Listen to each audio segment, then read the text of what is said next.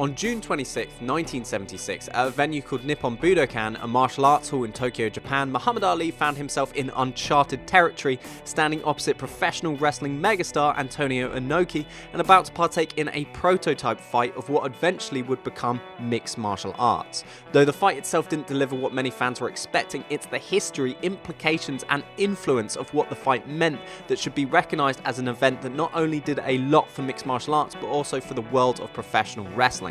I'm Tom from MMA On Point and this is a retrospective Ali vs Inoki. The origins of the fight against Inoki supposedly came around in April 1975, only months from his famous third and final fight with Joe Frazier at a party in the US. As it goes, Ali was introduced to Ikiro Yada, president of the Japanese Amateur Wrestling Association, and Ali, who was known for his promoter's mindset, apparently bragged to Yada, "Isn't there any Oriental fighter who will challenge me? I'll give him $1 million if he wins." And of course, this throwaway Ali line made its way into headline news over in Japan, and they ran with it. A challenge was officially issued, and it wasn't long until iron-jawed professional wrestler Antonio Inoki accepted. To many outside of Japan, a professional wrestler accepting a throwaway challenge from the heavyweight boxing champion of the world was pure theatrics, an attention grab, but the $10 million that Inoki and his backers were willing to put up onto the table was not. Ali was burning through cash with his various divorces, and following his fight with Frazier, it was rumoured that Ali was looking to retire, and the $6 million that the Japanese were offering him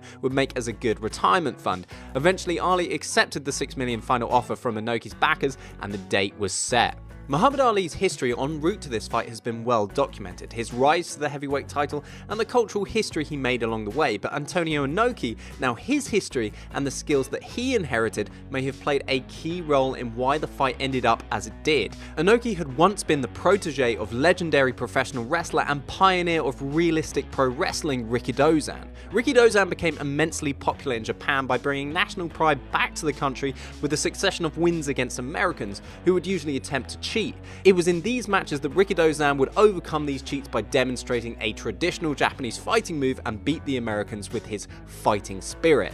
Despite being known and loved for defeating Americans, Rikidozan's first major feud was with fellow Japanese star Masahiko Kimura. Masahiko Kimura had risen to fame as a judoka, competing in the sport all over the world, and is widely known for defeating Helio Gracie in a judo versus Brazilian jiu-jitsu fight, submitting him with a double wrist lock, hence where the name Kimura has derived from in Brazilian Jiu-Jitsu. The win saw a crowd of Japanese people run over and hoist Kimura up above their heads. And with the legendary win over the Gracies, Kimura was welcomed back to Japan with an offer to compete in a professional wrestling match against Rikidozan in his Japan Pro Wrestling Association. And it was orchestrated to see the two men draw and set up a series of rematches.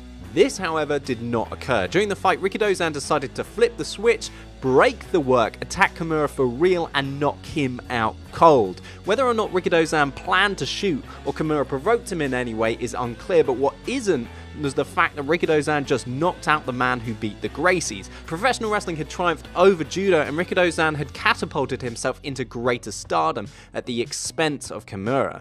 Under the tutelage of Rikidozan and having adopted a similar realistic looking wrestling style, Antonio Inoki on his rise to fame had not been unknown to try similar tactics. During his younger years in Japan Wrestling Association, legendary wrestler Bruno Sammartino tells a story of how Inoki attempted to shoot on him during a tag match in 1967 to build his reputation against the then champion. This attack was thwarted by Sammartino, and the two parted ways professionally forever. Throughout the 60s, Inoki clambered to the top of the Japanese wrestling scene and got so big that in 1971 he was kicked out of the Japanese Wrestling Association for attempting a takeover. From there, Inoki went out looking for bigger and bigger paydays and also greater fame, ultimately deciding to embark upon the idea of mixed martial arts fighting. In February 1976, only a few months prior to the big battle with Muhammad Ali, Inoki invited two-time Olympic gold medalist in judo Willem Ruska to participate in a professional wrestling versus judo match, which was advertised as a real fight but ended up being nothing more than a poorly executed pro wrestling match, with Inoki winning with 3 consecutive back suplexes.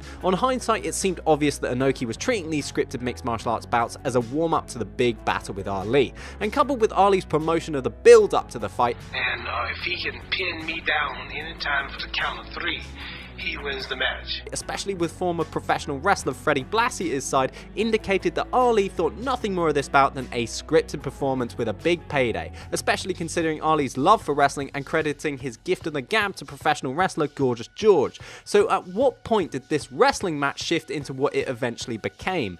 Whether Ali was aware of it himself or not, there are plenty of people who insist that his handlers knew from the moment they signed on to fight Inoki and return for his $6 million, Ali was supposed to lose. And supposedly the original plan for the finish of the fight was Ali throwing a punch that would accidentally hit the referee and knock him out. Ali would stoop over the referee in concern, and while he was distracted, Inoki would knock him down with a kick to the head, and then the referee would ultimately come around and count Ali out.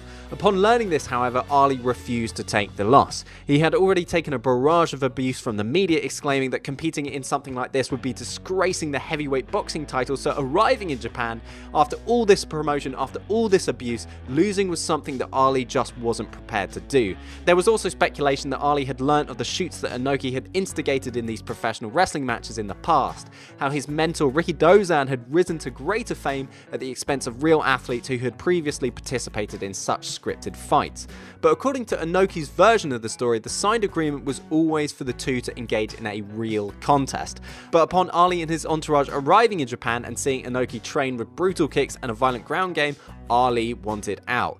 Okay, so when do we do the rehearsal? Ali supposedly asked Inoki, only to get the answer, no, this isn't an exhibition, it's a real fight. With several different stories in the air, in the days leading up to the fight, all of a sudden Ali and Inoki began to renegotiate the rules, and a list of restrictions was imposed on Inoki. He would not be allowed to grapple with Ali, and would not be able to land any kicks unless he had one knee in contact with the mat, which is ironic considering the current rules. And so the day arrived, June 26, 1976, and no one knew what to expect. The rules hadn't been distributed to the audience, and the first biggest display of early mixed martial arts had somehow formed upon miscommunication.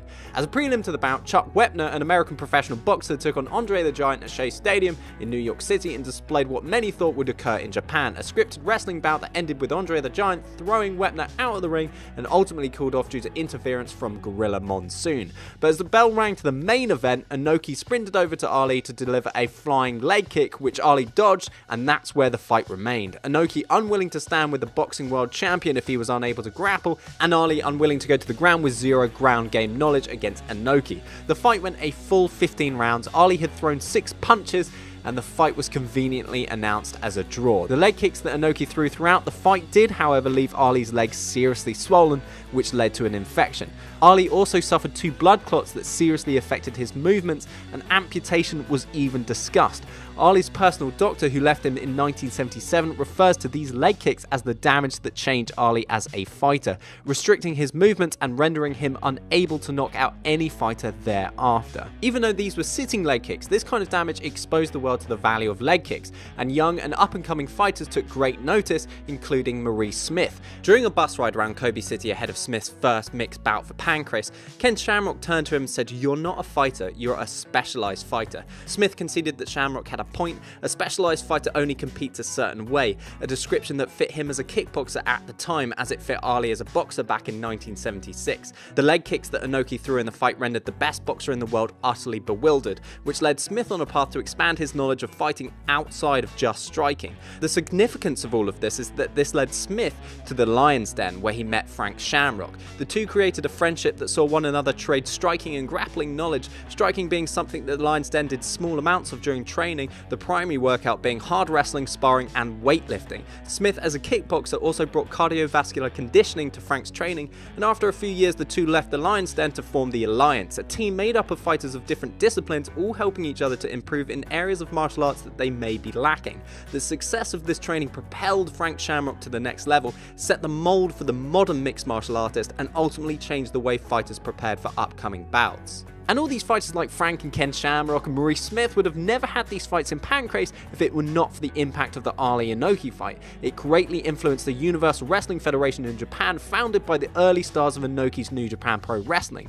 UWF also saw Nobuhiko Takada send unanswered challenges to Rickson Gracie and instigated Yoji Anjo, protege of Takada to storm Rickson Gracie's gym in Southern California, which ultimately led to the main event bout between Nobuhiko Takada and Rickson Gracie at Pride 1. UWF was marketed as Dojo Pro Wrestling, was a pioneer of shoot-style wrestling, established a realistic portrayal of combat, and above all, made it possible for mixed martial arts circuits to exist and be viable. After its collapse, Masakatsu Funaki and Minoru Suzuki would form Pancrase in 1993, and Akira Maeda would form Fighting Network Rings in 1991, two organizations that produce some of the greats. Needless to say, the Ali Inoki fight kickstarted a movement in Japan that helped craft mixed martial arts as we see it today. It also played a massive part in professional wrestling, as Ali vs Inoki created the boom of closed circuit television, and there is no greater example of closed circuit television than Vince McMahon Jr.'s WrestleMania 1, a main event featuring Hulk Hogan, Antonio Inoki's greatest rival, and Muhammad Ali himself as the referee. Hey, what is up guys? Jason from MMA On Point here. Thank you for visiting our Patreon page. You'll see that we are looking to do quite a bit with our Patreon and expand to have a bigger team and start doing daily news and articles. Right now, it's just me, Tom, and we have a social media guy, but we are looking to expand that, and we feel like we can do that with your help. Hi guys, Tom here. So what we're looking to do is hire more video editors. This means that we can upload more videos each and every week, and Jason and I will be writing and voicing everything, of course, but this helps us do so much more with the YouTube channel. We want to develop our website and begin to add more meaningful content in the form of news and articles. And we also want to travel. Now, I'm not talking about going to Barbados or the Seychelles or having a sweet candlelit dinner in some beautiful resort. No, we're talking about going to events. It's not just videos and writing. We want to be there, interviewing and covering events as officially credentialed members of the press. Our first big event will be International Fight Week for UFC 226. So basically what we're talking about is just $2 if you want to help out, and of course there are bigger tiers if you feel like you can help out from there, but everything you guys give us, it doesn't matter how small it is, makes a huge difference when we're trying to go to these events, trying to do these cool things. It really does help. So I appreciate you guys watching. Thank you for your time. Join the team if you can, and we will see you later.